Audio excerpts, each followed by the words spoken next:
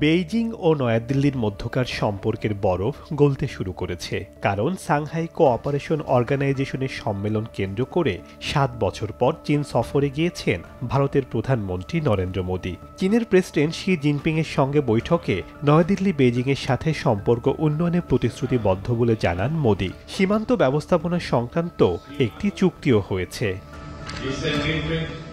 বিশ্লেষকরা মনে করছেন, বেইজিংয়ের বিরুদ্ধে আঞ্চলিক প্রতিপক্ষ হিসেবে নয়াদিল্লিকে দাঁড় করানোর আশায় কয়েক দশক ধরে অত্যন্ত পরিশ্রম করেছে ওয়াশিংটন। তবে এখন সে আশার গুড়ে বালি দেখা যাচ্ছে, কারণ গত কয়েক মাসে উভয় দেশই পারস্পরিক পর্যটন ভিসা বিধিনিষেধ তুলে নিয়েছে।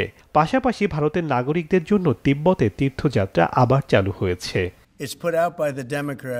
এদিকে যুক্তরাষ্ট্রের প্রেসিডেন্ট ডোনাল্ড ট্রাম্পের অতিরিক্ত শুল্ক আরোপের জেরে বিভিন্ন দেশ যুক্তরাষ্ট্র থেকে মুখ ফিরিয়ে নিয়েছে। দেশটিতে ডাকযোগে পার্সেল পাঠানো বন্ধ করেছে ভারত এবং ইউরোপের কয়েকটি দেশ। এছাড়া ট্রাম্পের বিতর্কিত পররাষ্ট্রনীতির কারণে বিশ্বব্যাপী যুক্তরাষ্ট্রের গুরুত্ব কমছে বলে মনে করেন বিশ্লেষকরা, কারণ বেশ কিছু আন্তর্জাতিক চুক্তি থেকে বের হয়ে আসার পাশাপাশি পুরনো মিত্রদের সমালোচনা করে নতুন সংকটের জন্ম দিয়েছেন তিনি। আবার গাজা যুদ্ধে নির্লজ্জভাবে ইসরায়েলকে একতরফা সমর্থন দিয়ে বিতর্কের জন্ম দিয়েছে দেশটি।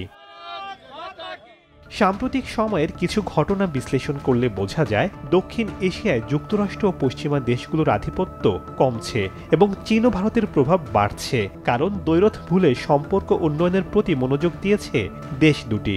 সাংহাই সম্মেলনে নেতাদের অংশগ্রহণ সেই ইঙ্গিতই দিচ্ছে।